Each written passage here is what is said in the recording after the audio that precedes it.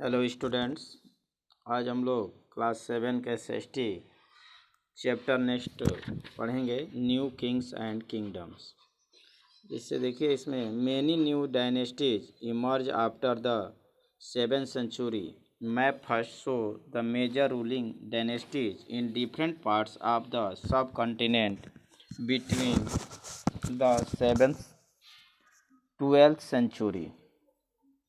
देखिए, इस चैप्टर में जो 7वीं शताब्दी से के बाद जो कई राष्ट्रवंश डायनेस्टीज, जो डिफरेंट डायनेस्टीज जो मानचित्र एक में दिया गया, जो उप महाद्वीप subcontinent between the 7th and 12th century. Subcontinent means होता है जैसे हम लोग का जो पहले देश में था सब कॉन्टिनेंट, जैसे पाकिस्तान, भूटान, अफगानिस्तान, इस तरह से जो देश थे जैसे कि पिक्चर में दिखलाया गया है। तो इस 7वीं से 12वीं शताब्दी के जो बीच शासन करने वाले प्रमुख जो राजवंश को दिखलाया गया है कि माने कि जो 7वीं से यानी कि 7th century to 12th century के जो डायनेस्टीज यानी कि जो साम्राज्य ने शासन किया उसके बारे में दिखाया गया। जैसे देखिए, मैं चित्र में दिखाना चाहता हूँ, जैसे यहाँ पर अलग अलग डायनेस्टीज, जैसे देखिए यहाँ पर दिया है, मैं चित्र के माध्यम से आपको दिखा रहा हूँ। जैसे यहाँ देखिए, जो नीचे ये दिया गया है, जो यहाँ नीचे जो दिया गया है, देखिए यहाँ राष्ट्रकूट, ये पूछा जाता है। जैसे देखिए, इस मैप में हम ईस्ट किधर पढ़ेंगे, ईस्ट और वेस्ट होता है, तो इधर हमारा ईस्ट हो जाएगा, ठीक, इधर हमारा वेस्ट हो जाएगा, और ऊपर नॉर्थ होता है और नीचे हमारा साउथ होता है। इस तरह से हमारा ये जो इधर ईस्ट हो गया, वेस्ट, ऊपर नॉर्थ और नीचे साउथ होता है।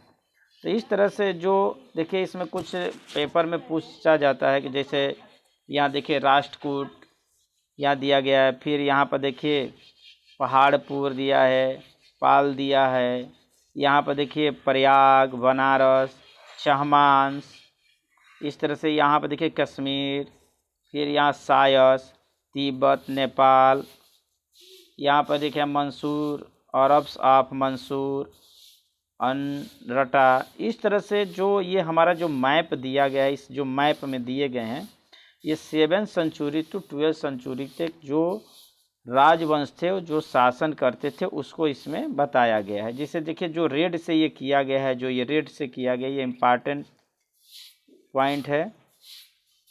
ये जो रेड से यहाँ पर देखिए, ये रेड से जो हमारा राष्ट्रकूट है, फिर यहाँ पर पहाड़पुर यानी पाल है, ये सब इम्पॉर्टेंट है। और नक्शे से देख करके आप इसको लर्न माने थोड़ा सा एक नक्शा ले करके आप भर लेंगे और ये समझ लेंगे कि कौन सा जो इस जगह है, जो स्थान है, वह किस डायरेक्शन में है, यानी किस दिशा में है और कहाँ है। तो इसमें यही बताया गया है। देखिए आगे हम लोग पढ़े the emergence of new dynasty. By the 7th century there were big landlord और warrior chief in different regions of the सब कॉन्टिनेंट।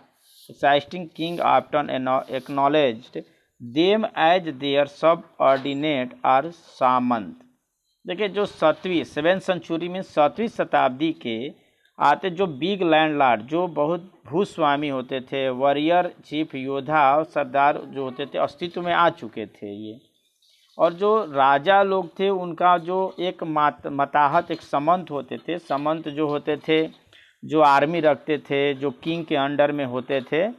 लेकिन ये धीरे धीरे ये भी जो राजा से इंडिपेंडेंस हो गए, यानी फ्री होने लगे। तो king and acknowledge them as their subordinate और सामंत। They were expected to bring gifts for their kings और ओवरलॉर्ड्स। ये उसमें कभी कभी ये राजा या स्वामी के लिए उपहार भी लाते थे, उनके राज दरबार में हाजिर लगाते थे और सैन्य शक्ति प्रदान करते थे। जैसे राजा को सैन्य शक्ति देना है तो सैन्य सहायता प्रदान करते थे ये सामंत। Be present in at their courts and provide them with military support, माने वही मिलिट्री सपोर्ट यानी सैन्य। एज सामंत गेंड पावर एंड वेल्थ। और इस तरह धीरे धीरे जो सामंत थे वो पावर उनके पास आने लगा, वेल्थ होने लगे। They declare themselves to be महासामंत, महामंडलेश्वर, the great lord of circle और रीजन। और ये धीरे धीरे अपने आप को महासमंत या महामंडलेश्वर या पूरे मंडल का एक महान स्वामी घोषित कर देते थे। Sometime they asserted their independence from their overlord, और कभी कभी जो ये भूस्वामी या जो अधिप होते थे उनसे ये स्वामी जो होते थे भूस्वामी उनसे ये स्वतंत्र भी हो जाते थे। जैसे देखिए मैं आप लोग को समझाने की कोशिश कर रहा हूँ। जैसे देखिए यहाँ पर जैसे यहाँ पर कोई जैसे एक बड़ा सा एरिया रहता था, जैसे देखिए जैसे मैं बता रहा हूँ, जैसे एक बड़ा सा एरिया हो गया, ठीक, ओके। यहाँ पर एक लैंडलॉर्ड है जो पूरा वहाँ पर उनका वो मालिक होता है था, जो राजा होते थे। लेकिन जो सामंत होते थे, जो महंत होते थे, वे धीरे धीरे जैसे ये पूरा एक छोटा सा एरिया है यहाँ पर वे उन सामंत होते थे, तो धीरे धीरे जब इनके पास आर्मी और वेल्थ अभी आपने पढ़ा कि मजबूत हो जाते थे, तो ये जो पूरे राजा होते थे वे उससे स्वतंत्र होकर ये पूरे एरिया का खुद वे मालिक हो जाते थे, खुद वे राजा अपने आप को समझते, और इस तरह से वो महासमंत या महामंडलेश्वर अपने आप को घोषित कर देते थे। ओके, अब देखिए one such instance was of the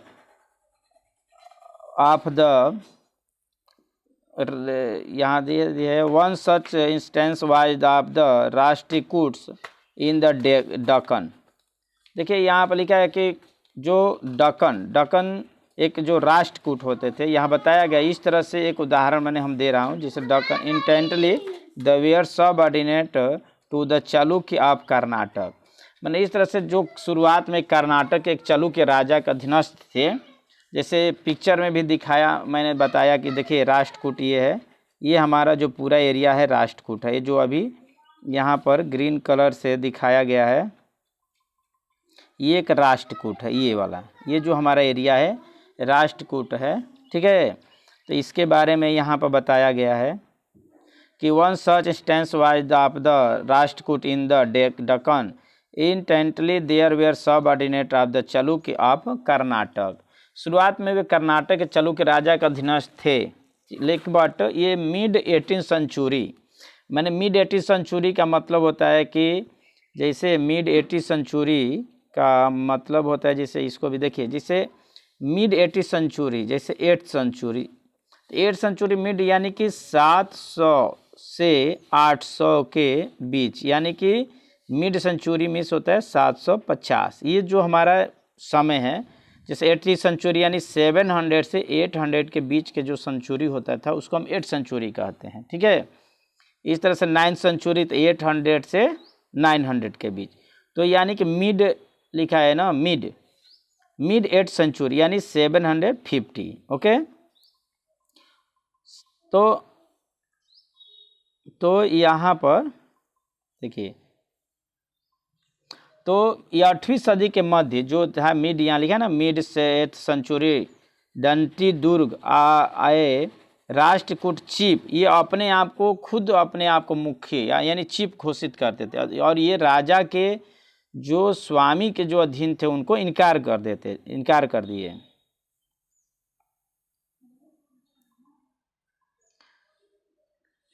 overthrow his Chalukya Overlord of performed ritual called हिरण गर्भ, और हिरण गर्भ एक होता था, हिरण गर्भ, या इसका जो लिखा है यहाँ पर विद द हेल्प हिरण गर्भ लिटरली द गोल्डन ओम्ब, जो एक गोल्डन में सोने का गर्भ होता था, जो गर्भ जानते ही होंगे। When this ritual are perform with the help of Brahmans it was thought to lead to the rebirth of the sacrificer as a Kshatriya even if he was not one by birth. मैंने इसमें बताया गया कि जो कुछ ऐसे जो होते थे जो जन्म से क्षत्रिय नहीं होते थे, तो वे अनुष्ठान करते थे, जैसे पूजा पाठ करना, हवन, ये सब के करते थे, और उसके सहायता से जब वे कर लेते थे तो वह अपने आप को, जो क्षत्रिय नहीं होते थे वे अपने आप को क्षत्रिय मानते थे, मैंने वो क्षत्रियता प्राप्त कर लेते थे।